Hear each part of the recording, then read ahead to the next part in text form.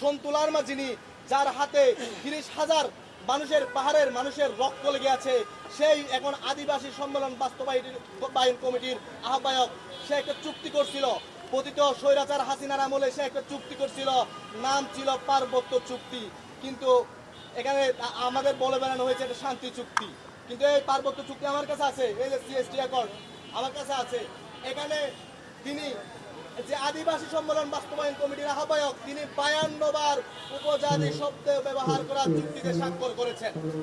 এবং এখানে 1 নম্বর ধারায় উল্লেখ আছে, উভয় পক্ষ পার্বত্য চট্টগ্রাম অঞ্চলকে উপজাতি অধ্যুষিত অঞ্চল হিসেবে বিবেচনা করিয়া এই অঞ্চলের বৈশিষ্ট্য সংরক্ষণ এবং ওই অঞ্চলের সার্বিক উন্নয়ন অর্জন করার প্রয়োজনীয়তা স্বীকার করিয়েছেন।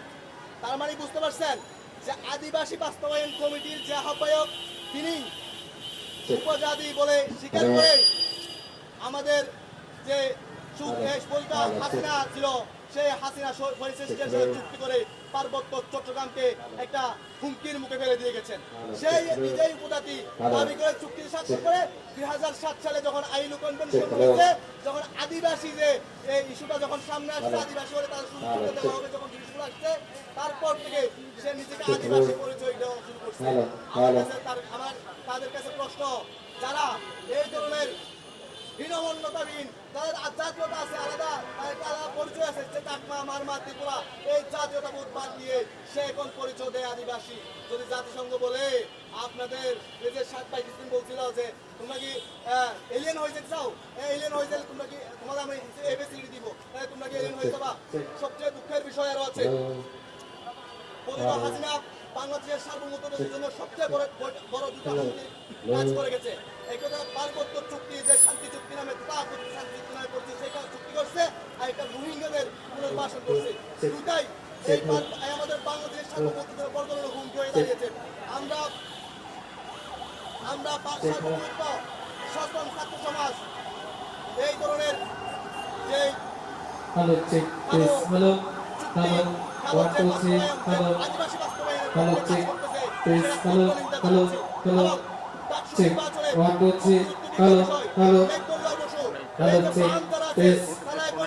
আদিবাসী দাবি করে।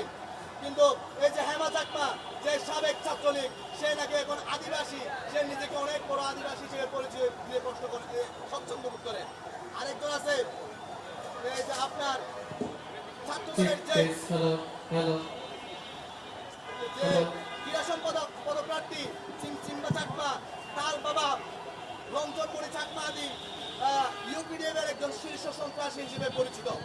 কিন্তু আমরা দুঃখের সাথে লক্ষ্য করছি, বাংলাদেশ জাতীয়তাবাদী ছাত্রদল একটা ডানপন্থী সংগঠন হয়ে কিভাবে এসব যে শহীদ প্রেসিডেন্ট জিয়াউর রহমান, যিনি বাংলাদেশের জাতীয়তাবোধকে পালন করার জন্য পার্বত্য চট্টগ্রামকে এই সন্ত্রাসীদের হাত থেকে রক্ষা করার জন্য অনেক কাজ করে গেছেন, সেই সংগঠন থেকে যদি কাউকে এই সন্ত্রাসীদের মতো ইউপিডিএফের মতো একটা সন্ত্রাসী ছেলেকে যদি নমিনেশন দেওয়া হয়, তাকে এই ক্রীড়া সম্পাদক পদে পদপ্রার্থী করা হয়, তাহলে সেটা বাংলাদেশের রাজনীতির জন্য, বাংলাদেশের সার্বভৌমত্বের জন্য সবচেয়ে বড় হুমকি বলে আমরা মনে করছি।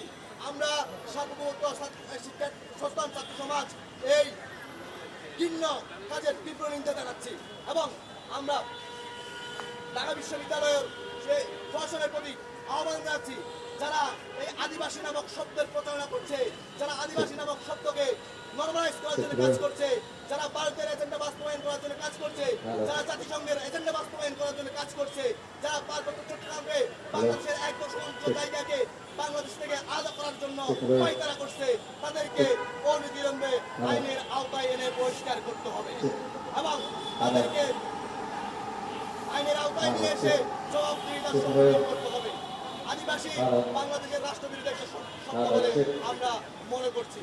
সবাইকে ধন্যবাদ। আদিবাসী প্রচারণার বিরুদ্ধে ব্যবস্থা না নেওয়ায় পার্বত্য চট্টগ্রামের যে অখণ্ডতা ঝুঁকি তৈরি হবে, এর জন্য দাবি প্রশাসনও দায়ী থাকবে। বাংলাদেশের প্রায় 99% বেশি মানুষ বাঙালি জনগোষ্ঠী, এর বাইরে আনুমানিক 0.5% ক্ষুদ্র নৃগোষ্ঠীর। এখানে কেউ চাক, কেউ মারমা, কেউ চাকমা ইত্যাদি, এগুলো আমাদের জাতিগত পরিচয়। সামষ্টিকভাবে বাঙালি, অবাঙালি, ক্ষুদ্র নৃগোষ্ঠী আমরা সবাই বাংলাদেশি। কিন্তু নিজ জাতীয় বাংলাদেশি পরিচয় বাদ দিয়ে বিদেশি এনজিও, ভারতীয় চাহিদা বিচ্ছিন্নতাবাদী আদিবাসী প্রচারণা, রাষ্ট্রবিরোধী কর্মকাণ্ড, এদের বিরুদ্ধে শক্ত ব্যবস্থা নিতে হবে। গত আওয়ামী সরকার আমলে দাবির ছাত্রলীগ ও বামপন্থী ছাত্রদের মধ্যে প্রতিযোগিতা চলত যে দাবি ক্যাম্পাসে কে বেশি ভারতীয় হেজিমনি বা আধিপত্য বিস্তার করতে পারে। এটা নিয়ে দুই গ্রুপের মধ্যে মারামারি পর্যন্ত হয়ে যেত। ভারতীয় হেজিমনি পুতবালক দাবির জগন্নাথ হলের মেঘমোল্লার বসু স্বৈরাচার পতনের পরেও তারা দাবিতে ভারতীয় হেজিমনি আদিবাসী বিচ্ছিন্নতাবাদ পুনরায় ফিরিয়ে আনার জন্য অপচেষ্টা চালাচ্ছে। ঢাকা বিশ্ববিদ্যালয়ের প্রশাসনের জন্য আবশ্যক হয়ে দাঁড়িয়েছেন দশম বর্ষে আদুবাই পর্বে ভারতীয় রূপী মকমল্লার ও তার রাষ্ট্রবিরোধী বক্তব্যকে সমর্থনকারীদের বিরুদ্ধে আইনগত ব্যবস্থা নেওয়া এবং তাদেরকে আইন শৃঙ্খলা বাহিনীর হাতে ন্যস্ত করা। ডাকসু নির্বাচনে পাহাড়ের সন্ত্রাসী বিচ্ছিন্নতাবাদী সংগঠন ইউপিডির এর ফান্ডিং কানেকশনের ছড়াছড়ি দেখা যাচ্ছে।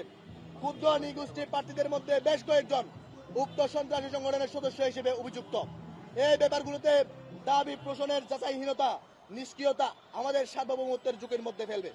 ঢাকা বিশ্ববিদ্যালয়ের কোন ছাত্র কিংবা শিক্ষক যারা এই রাষ্ট্রদ্রোহী ও বিচ্ছিন্নতাবাদী আদিবাসী শব্দ প্রচারণা চালাবেন তাদের বিরুদ্ধে তাৎক্ষণিক ব্যবস্থা নেওয়ার জন্য ঢাকা বিশ্ববিদ্যালয়ের প্রশাসনের প্রতি আমরা জোর দাবি জানাচ্ছি। সর্বশেষ আমাদের একটা টার্ম হচ্ছে ডাকসু নির্বাচনে রাষ্ট্রবিরোধী আদিবাসী বিচ্ছিন্নতাবাদ প্রচারকারীদের প্রার্থিতা ও ছাত্রত্ব বাতিল এবং শাস্তির আওতায় নিয়ে আসতে হবে। তিনি নিজেকে চাকমা পরিচয় দিয়ে মূলত সংসদ থেকে ওয়াকআউট নিয়ে চলে যায় 1972 সালে। সেই সময়ে সে এমএন লার্মা নিজেকে আদিবাসী পরিচয় দেয় নাই। ভারত বাংলা ওই সময়ে 1997 সালে ভারত প্রেসক্রিপশনে আওয়ামী লীগ সরকার সহযোগিতা চাকমা জাতির সংগঠন জেএসএস-এর সাথে সন্তু লারমা একটা শান্তি চুক্তি করা হয়।